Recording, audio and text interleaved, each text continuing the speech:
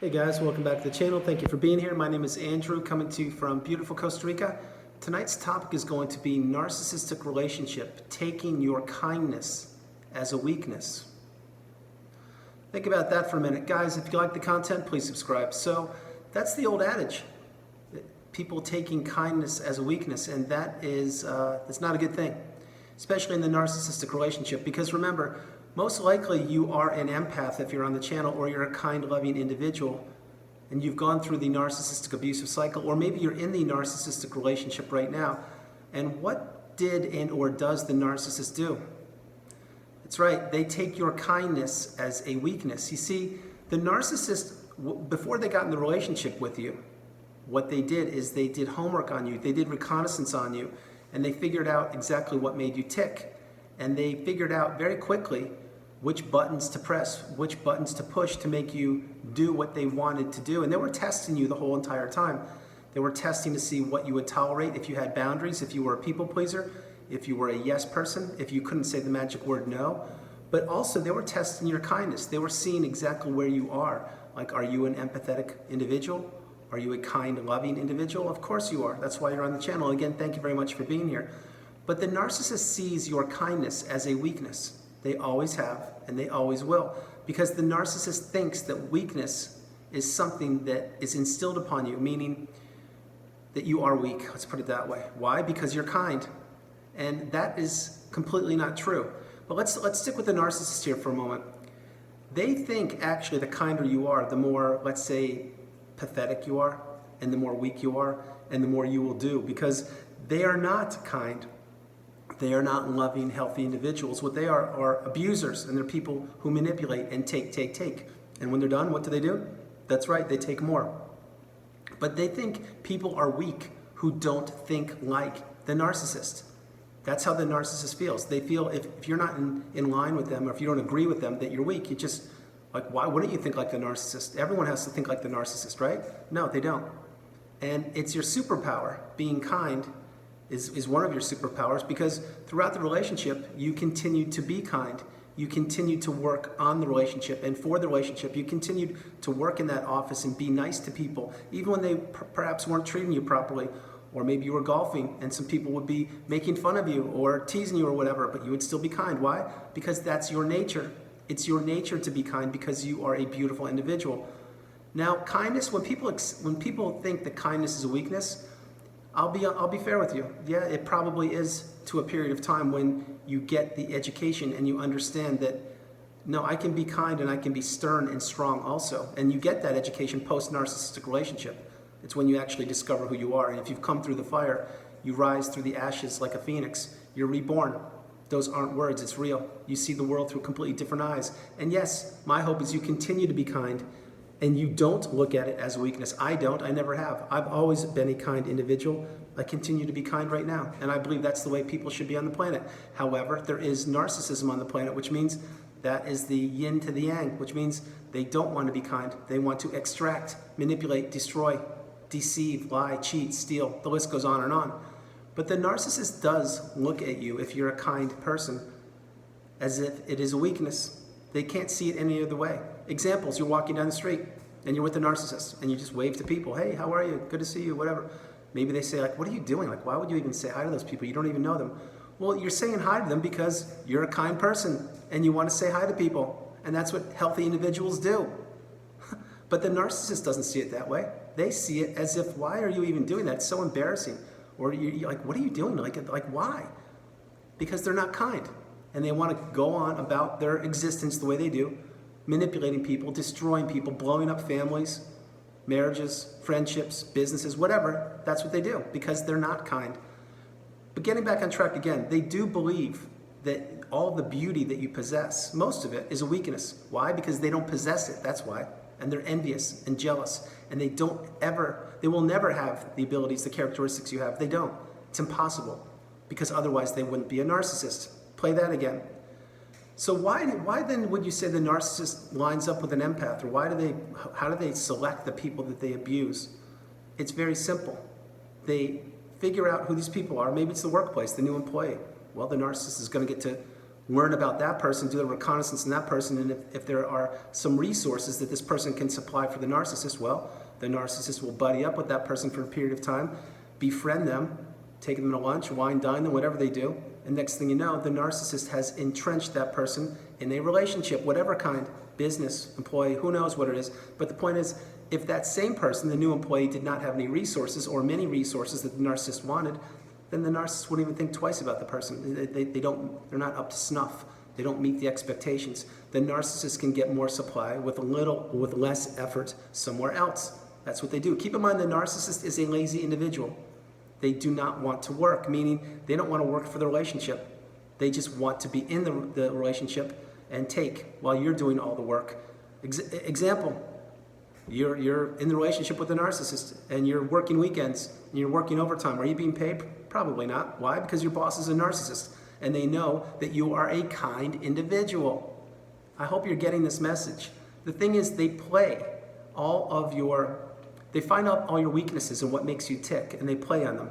That's a great example I just illustrated for you right there. That's why many times you were working weekends, you were working holidays, you were working your birthday, you were working overtime and giving to the company because you believe that the right thing to do or the kind thing to do is to work to benefit the company, to make the company grow. And that's honestly what I thought when I was younger. I'm not saying not to do that. I'm saying put your workload of hours in and then go home and live your life. Enjoy vacations, enjoy your time off. When your shift is finished, let's say it's a 9-to-5 job 5 days a week, when your shift is finished, you're done. That's it. Log back in tomorrow, do what you have to do. Because the workplace narcissist or the narcissist bully, they will take your kindness as weakness. That is an absolutely fantastic illustration I just mentioned to you. Same thing if you're in a romantic relationship with the narcissist. Well, did you pay for dinner the first couple times you guys went out? Yeah, probably. Well, has that now become a pattern? Most likely. Why? Because you're a kind person and you believe that perhaps you should be paying for dinners on these dates in the beginning whenever you were dating them. These are just hypothetical examples. And then the next thing you know, you're paying for everything. Why? Because you're a kind person. And the narcissist saw this in you early on and they said, wow, this is a free meal ticket. I'm going to keep doing this one because the expectation's already set. The bar has been placed and now I don't have to pay. I can fake an offer every now and again and say, hey, should I pay for a little bit of that or want me to pay this time? And then you, because you're a kind person, you're saying, no, I have it, it's fine. It's not until you have no more financial resources that you're scratching your head and you're like, wow, what happened there? Well, you were just financially abused. By whom? By the narcissist. Why? Because they thought you were kind and they wanted to take advantage of it. Or they knew you were kind and they wanted to take advantage of it. It's the same thing with texts. Let's say that your friend is a narcissist. And let's say that you didn't know it at the time. Well, you're a friend with them and you guys spend time, whatever you do, and who knows what you do, but you spend time, everything's good. And then the narcissist, all of a sudden they need to talk to you about, something just happened, it's an emergency, they need to talk to you. Well, you're there for them. Why? That's right, because you're a kind person and you want to lend an ear and you're there for them to support them. Well, lo and behold, this pattern continues on for days, weeks, months, maybe a couple decades, who knows? But the person is always going to you when they need help or they need guidance or they need an ear to vent to or a sounding board. And why do they pick you out? Again, it's because of your kindness. And they think you will never change. They think kindness is a weakness. It's not. Kindness is a superpower. Kindness is something this planet needs more of. Less ego, more kindness. More people being polite to each other and not comparing how many assets they have or what the new clothes are or whatever the latest meme or these things are. No. Kindness is exactly what the world needs. If not now, when? Sincerely. We are really in desperate need of kindness. But the narcissist knows this, and they know that they have the ability to feign kindness and perhaps be kind every once in a while. Sure, fair enough, I get it, no problem. But genuinely in their heart, what do they want to do? They want to extract, manipulate, control, destroy. That's what they want to do. And they do believe that your kindness is a weakness. They do. And like I mentioned previously, it really is, to a degree, when you don't have the education about the narcissistic abusive cycle, or more importantly, a broader reference here, when you don't really understand how this world, this planet called Earth, works. You see, you should be kind, and you should be loving and considerate and empathetic if you're an empath to people, but to the people that deserve your energy and deserve your attention and time. We can no longer treat everybody with the same treat them the same way. We can be polite and cordial, which is exactly what I do each and every day, and my hope is you do the same. But you can't let people into your inner circle until they've earned your trust, until they've earned your respect, and until you've actually tested out the relationship in any capacity. Like I say, friend, lover, workplace person, someone in a group you're a member of. You don't just jump in head first anymore. What you do is you take your time, take it slow, see how this person is, see if they're pushing boundaries, see if they're abusing your kindness, see if they're taking advantage of things. And if they are, then maybe disengage and look for a friendship elsewhere, whatever whatever kind of relationship we're discussing here. But in the old days, because you were a kind individual, you would have stayed in that relationship. No matter if it was a narcissistic relationship or not, you would have stayed in it. Why? Because you're a kind person, and because you let things roll off your back, and it's no big deal, it's just so-and-so, it's just the way they are. No, we don't do that any longer. There's no more free passes here. The way it works now is, if you want to get close to individuals, I'll speak for myself. You want to get close to me? Sure, no problem. But you have to earn my respect and earn my trust. And it's got to be a two-way reciprocal relationship. It's no longer a toxic narcissistic relationship where it only benefits one person, which was not me. It's got to benefit both parties. And there's got to be give and take. And there's got to be healthy conversation. There's got to be growth. There's got to be excitement. There's got to be fulfillment. That's how life is supposed to be. And kindness needs to be respected and appreciated. So, before I close the video out, I want to let you know, kindness is not a weakness. That is a misnomer. It is not true. But people that don't have education on the narcissistic abusive cycle, and or more broadly, that they don't have to be specifically as kind to everybody as they are to certain people, they don't really get it until they're pushed too far, and then they get it. Okay, wow, I need to slow down. I can be kind because that's my nature, but I don't need to be as kind to a complete stranger, let's say, as I am to, say, a trusted loved one. I hope you understood that. Guys, that's the video. I hope you liked it. I loved doing it from beautiful Costa Rica. This is Andrew. Namaste. Have a great evening. Stay true. Stay on the path. Continue to become awakened and aware, and understand you are the priority. You come first, second, and third. And your kindness is a superpower. It sincerely is. Don't let the toxic narcissistic relationship steal your kindness. Continue to be kind when it's appropriate.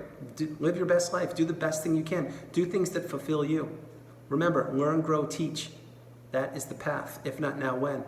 And become the best version of yourself each and every day, moving forward, understanding that the narcissistic relationship, if it ended a while ago and you've healed properly, it was a learning process. Was it fun to go through? Absolutely not. Did you want to go through it? No. But did you go through it? Yes, you did. It's part of your history. It's part of your DNA now. It's part of what makes you you. So you need to turn the negative into a positive if you can do that. If the narcissistic relationship has ended recently and or you still are in it, that part of the message may not resonate with you yet because you're still in it and you're still processing that. For those of you, my heart goes out. I'm sending you all the love and energy and the abundance and strength and courage to heal properly, and understand that in time, in your time, you will heal. Guys, no matter where you are on the planet, I love you. God bless you. Have a great evening. And remember, you are not alone. I love you. Have a great night. And I'll talk to you tomorrow. And be kind. All right. I love you. Bye.